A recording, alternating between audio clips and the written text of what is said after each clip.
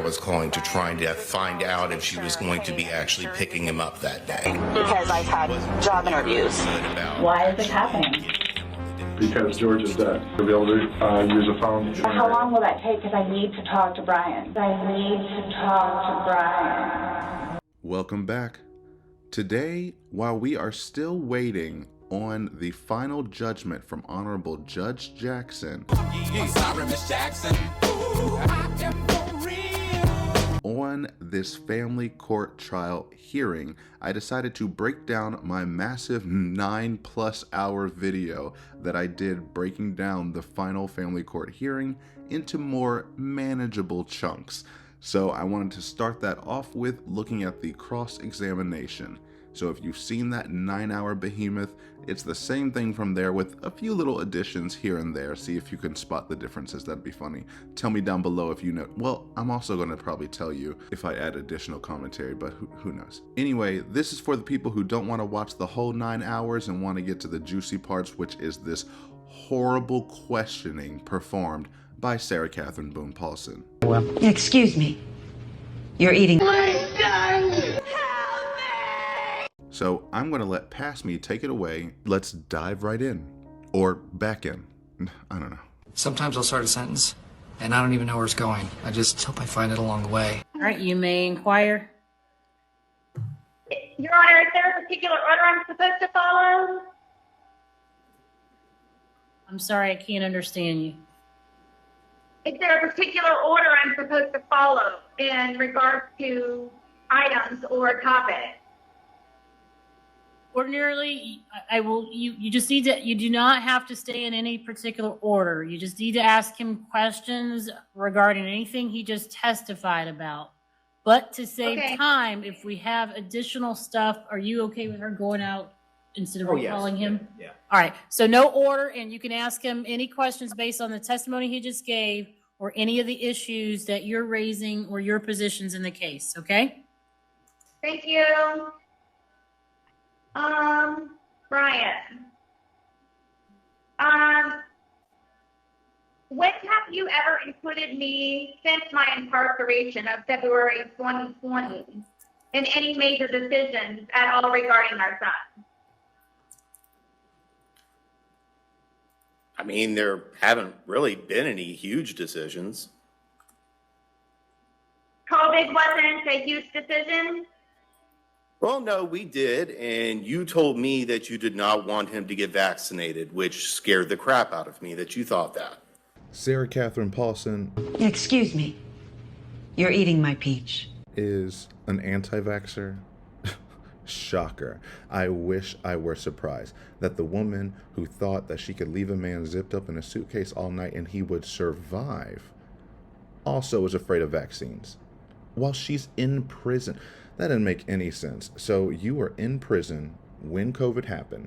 You saw all your inmates around you getting sick, this and that, and you still said, no, I don't want my child to be vaccinated, despite millions of people around the world dying of COVID and not millions of people dying from the vaccine.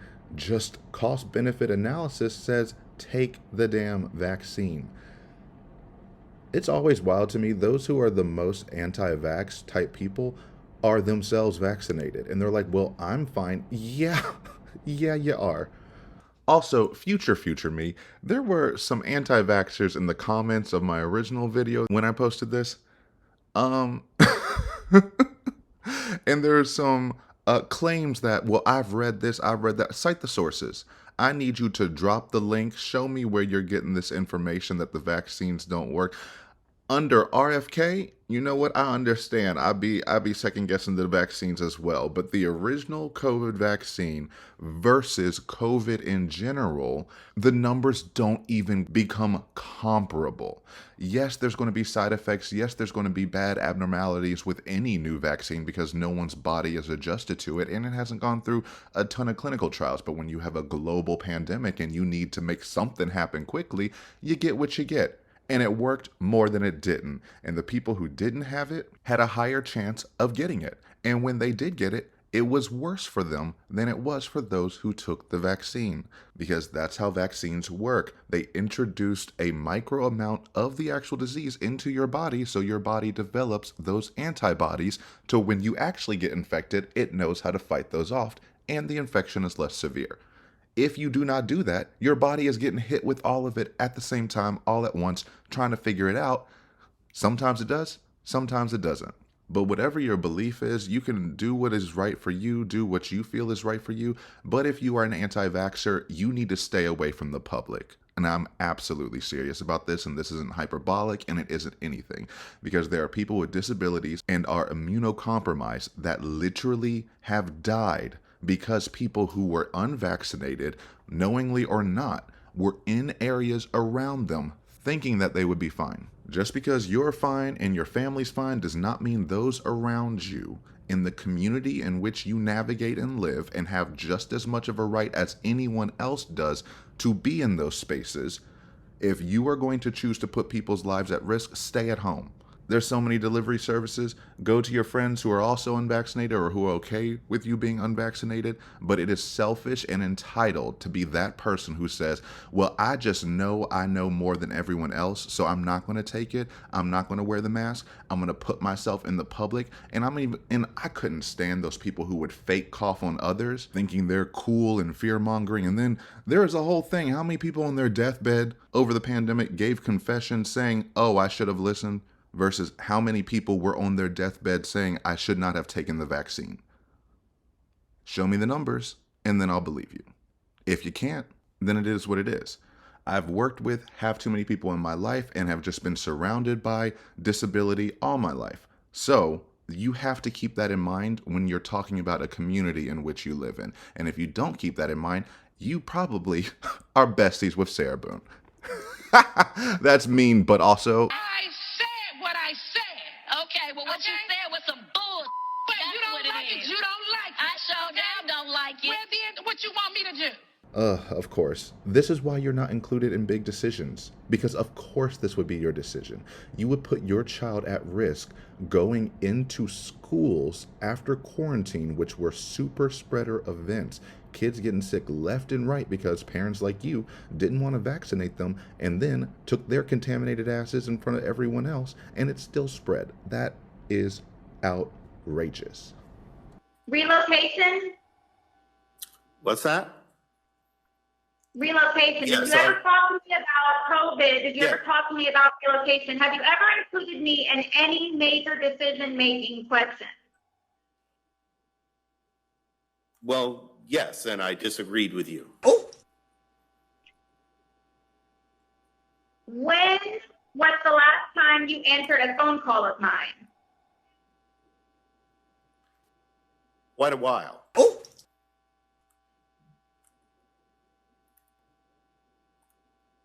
Why do you not answer my phone calls when I attempt to communicate with you? Because I don't care to talk to you. So in regards to our son, you do not want to communicate with me? If there is a conversation you want to have about, you're welcome to have it with me. That's not what you call for. What else is it that I call for? To yell at me about some random thing, or tell me I need to buy things for. You do realize, Brian Calloway Boone, that you are under oath. All right, take it easy, Sarah Catherine Boone Paulson. There was a clown. Where is he? He's escaping. Where the fuck is he? The killer clown is escaping. Where is My peach. You want to sit up there, act all holier than thou of Brian Calloway, whatever, Boone. You are under oath. Do you know that? Do you know that? You sat here and lied nonstop. You admitted to lying on the stand, lying to police officers. I lied to the police. Basically everyone, because I was extremely fearful of being arrested. I made the first attempt of me calling 911 by telling them what happened, and I thought they were going to help me, but instead I was arrested for calling 911. So you made the decision to lie. I did. Did you stay with that lie? I did. Are you telling the truth today? I am. It was all a lie. Guys, it was all a lie. She lied. You don't care about being under oath either way. All you do is tell lies. And he's speaking the truth and you just don't like it. You don't like it. You don't like it. I sure damn don't like it. Well, then what you want me to do? You kept saying, well, why haven't you included me on these big decisions? He did include you. He's flat out said, I disagree with you. And since you're not paying for anything and you don't have custody over him, he gets to make that choice. That is completely reasonable, and no judge is going to see his actions as irrational, unlawful, or unfair to you, inmate. She defines inclusion as being the decision maker, not being a part of the decision. You were able to voice your concern. You didn't want him vaccinated. Luckily, Brian has a brain, unlike yourself, and he decided to get him vaccinated and said, I consulted you, you made the wrong decision, so I went with the right one. When's the last time you answered my phone call? She thought she was going to get him with that one of, no, I answer them. He said, it's been a while. Why don't you answer? Because I don't want to talk to you. She can't stand that the answers are that simple, that it is as simple as people do not want to talk to you because you are not a nice person to your core, not a pleasant individual to talk to. So he is being as truthful as can be, and you are like kind of gagged, being like, I don't really know what to do now. So then you go to, so in regards to our son, you don't want to talk to me as his parent? And he's like, no, because that's not what you call about. What else do I talk to you about? Yell at me at this, do that. If you have been around on this channel when we covered the jail text, you know all she does is argue and yell to him about things he needs to do for her. She then shoehorns in her son every other line in order to make it seem like it's about him, but they're all requests for her. And she gets offended when you don't get things for her, not her son.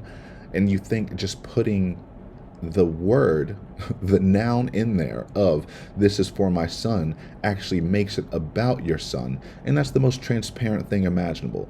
Judges deal with this all the time. She is making herself look horrible with this questioning. And we just got started. But yeah, let's go ahead and look. We played a little bit of this clip before. I'm going to extend it just to see what she thinks her reasonable requests are and what she asks of Brian on a regular basis. To Brian. Phone call confirmation, commissary, soap for son, hymnal, keep it kosher food pack, pizza and wings hot meal, birds and blooms magazine renewal. You stated to me to call back Monday for order info. Per the phone call we had today regarding my reasonable requests I am still waiting on for you to order, as said some years, months, weeks, and after I heard you physically typing on your computer said reasonable requests to know and remember. I am forwarding to you again, should you not understand, after stating you do. From any of the now 118 tablet messages I sent to you. Yeah, homicide. Previously, and you do not respond to any to date, and the 104 recorded telephone calls. Yeah, double homicide. Asking the same questions. Why do you make the active ongoing decision to not order any of my reasonable requests, including for my son? Why do you keep lying about placing orders for any of my reasonable requests, including for my son? Why do you tell me to call back or you will respond to a message for order confirmation numbers and you do not order? As stated, this will confirm you placed the order. What else is it that I call for? Yes, Sarah, this 100% proves that you only call him about your son. Like I said, you always squeak him in there, but that is rarely all that you're asking for, or even a majority of what you're asking for. And you do all this and you say it's 118 messages, 104 recorded phone calls, as if that looks bad on Brian's end.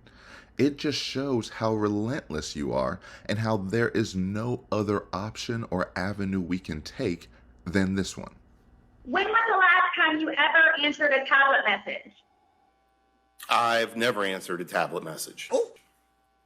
Including from Orange County 5 years ago. Correct. Mm-hmm. Why is that? Because I didn't want to. So you do not want to speak to me on the phone, and you do not want to answer tablet messages. Yes. How else do you propose you and I communicate being the parents of our son? He doesn't want to talk to you, okay? He's made that abundantly clear.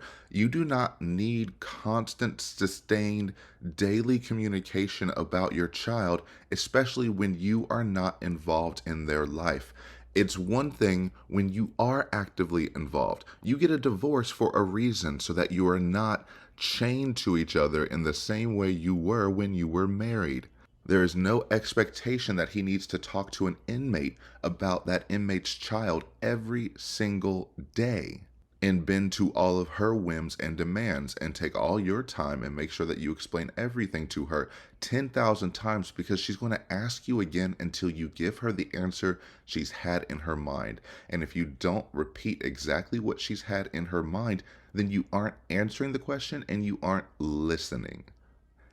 He has made it abundantly clear he does not want to talk to you. He is not answering your phone. He does not care. And you're still trying to guilt him, which would make someone want to not talk to you even more. Also, what does this questioning have to do with anything? He has made it clear, and he is making a fool out of you by answering as honest as he can, and you think that makes him look bad, but yet again, you keep trying to hound and make him look bad, which makes you... Exactly, Linda. Your ceaseless attempts to try to show him as a bad parent only shows how good of a parent he is by trying to distance all of this dysfunction from the child. But go ahead. I'm not sure what it is that you wanted to communicate about him. Major decisions are one. Also, for instance, when have you ever responded to any of my letters that I have written to you from no response or answer of a phone call?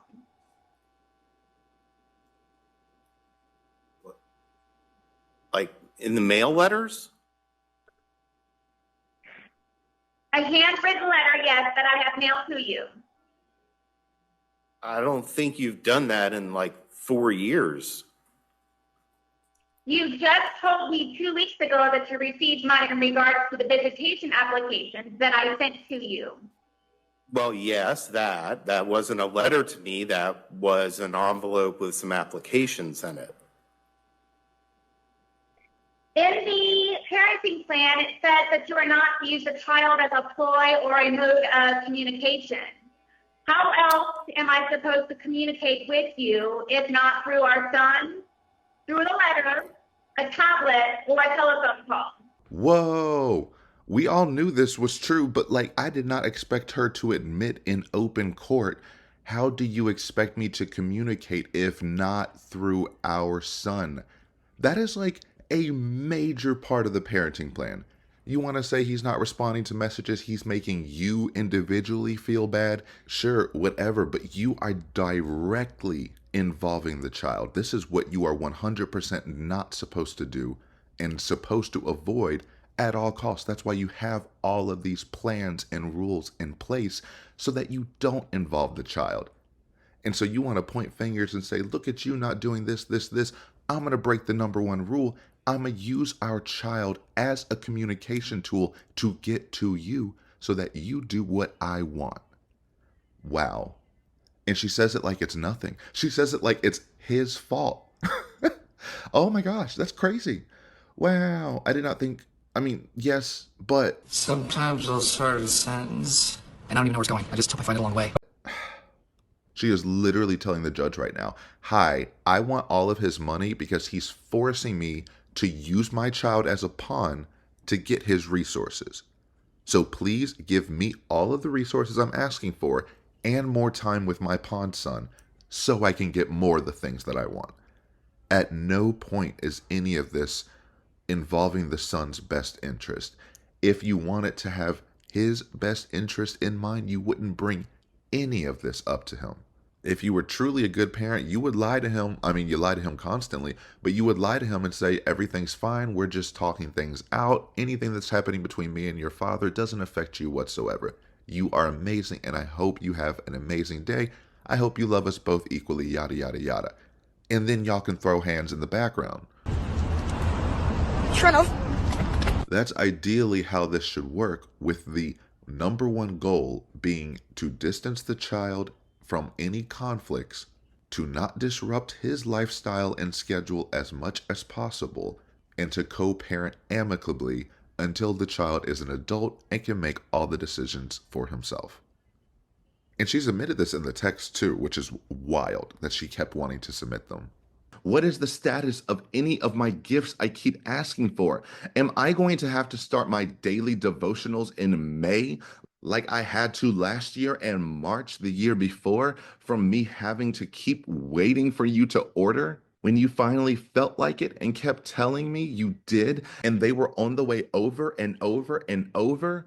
Where is my car? Have you contacted Jim to find out? Where is my car? See previous messages asking the same question with no reply, nor ever an answer on any of the phone calls you force me to make every day about the same questions and concerns for years. Yes, years.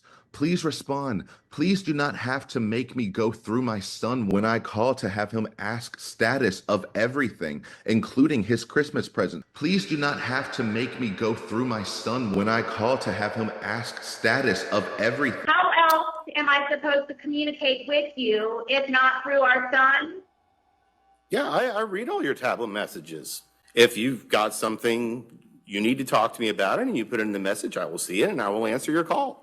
Or maybe even write back, but I've never seen that. You just said that you do not answer phone calls because you do not want to.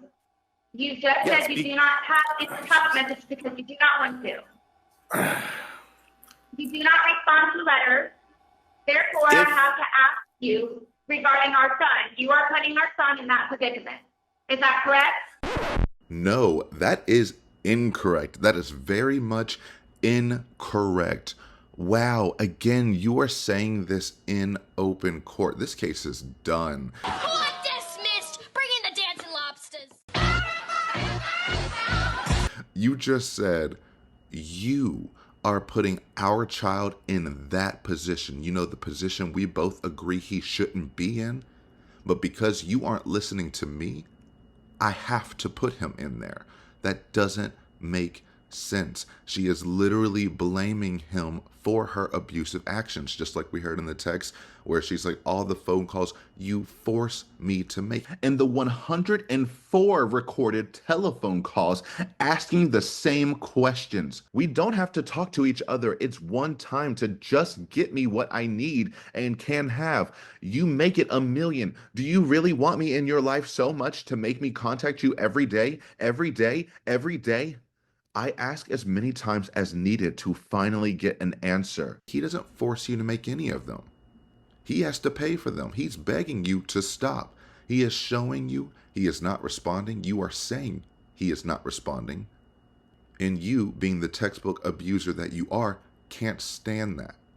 Can't fathom the idea that your victims who finally have freedom and space away from you will not respond to you. So you will get to him by any means necessary. That shows the exact type of parent you are, the one that doesn't actually care about the child's well-being, but your well-being first. And you only want the child to be happy when the child is happy with you. Wow, that is a crazy thing to say. Now, if you have something legitimate you want to talk to me about, then you let me know and I will talk to you about it. How would you know if it was legitimate or not? You don't answer. I have nothing ever to speak to you about in regards to anything other than our son. Wait till the question's over. All right, now you may answer. Once again, you can write me a tablet message explaining the question, and then I can answer. Or two, just when you're on the phone with Luke, come and say, hey, mom's going to call you out, blah, blah, and then you can call me about it. That's not making him communicate between us. Why you can't just communicate as an adult and a parent do not have to include our son All right, in next this. ask a question, Miss Boone. Judge Jackson is over her. But this is normal for family court. Family court is vicious and nasty and ugly, and she's used to dealing with parents hurling insults back and forth, so has to keep redirecting them to answer the question, ask a question, or answer the question. Because she's not asking any questions. She's just arguing. Brian didn't answer her phone for all these years, and now she's going to let him have it in front of the judge. Why can't you act like an adult and just answer the phone and not have to include our child? At no point has he done this. You have never once said that he has used the child to communicate things to you.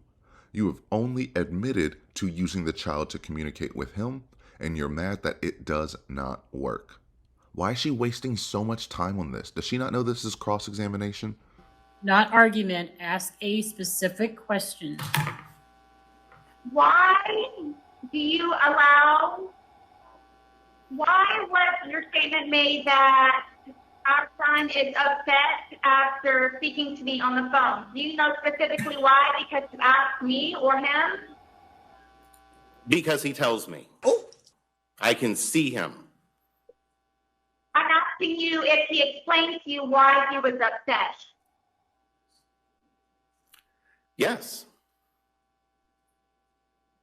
And why is that? Can I? He's hesitating because his lawyer should be objecting here. Congratulations, Brian. You understand the hearsay rules, what the son said to you. If you want to know what the son said to Brian, you have to get the son on the stand and have him testify about it, which is not going to happen, thank goodness. But Sarah absolutely would do that in a heartbeat. If you gave her the option to put her son on the stand, knowing the implications, her knowing that she has a public eye on her and that people are going to watch this and people are going to hear every single thing she has to say. She likes to play dumb about that sometimes, but then is so disappointed when it doesn't happen, just emphasizing her true self-awareness of it. And she's willing to put her son through that just to get the answer she wants to get, or to be shocked and extra hurt and play over-the-top victim when she feels like she's going to get attacked or she's going to manipulate an answer and take such offense to it no matter what. And I can only imagine the manipulative questioning that she would put him through. Okay, anyway. But yeah, object. He shouldn't be saying this. Can I mean, any number of different reasons. The way you talked to him, what you said to him, how you made him feel. I mean, the plethora of emotions that you corrupted. Is it because you allowed him to curse on the phone? And this is what we call passive listening. She didn't care what he was going to say. She didn't listen to what he said. He said, the way you talk to him, the way you make him feel, the plethora of emotions that you have corrupted, which that phrasing is heartbreaking to hear, but I'm pretty sure it's as accurate as it can be. Corrupting those emotions, trying to manipulate him to be the person you want him to be. However, we've talked about active listening versus passive listening, active listening being listened to retain, passive listening being listened to respond. I don't really care what you have to say. I have my conclusion. I'm waiting for you to take that breath so I can interject. And she was always going to say, is it because you allow him to curse? What? Meaning that's what she heard during his testimony. Her answer was, why do you allow him to curse from the beginning? Because that's how she started this question. She said, why do you allow ... Why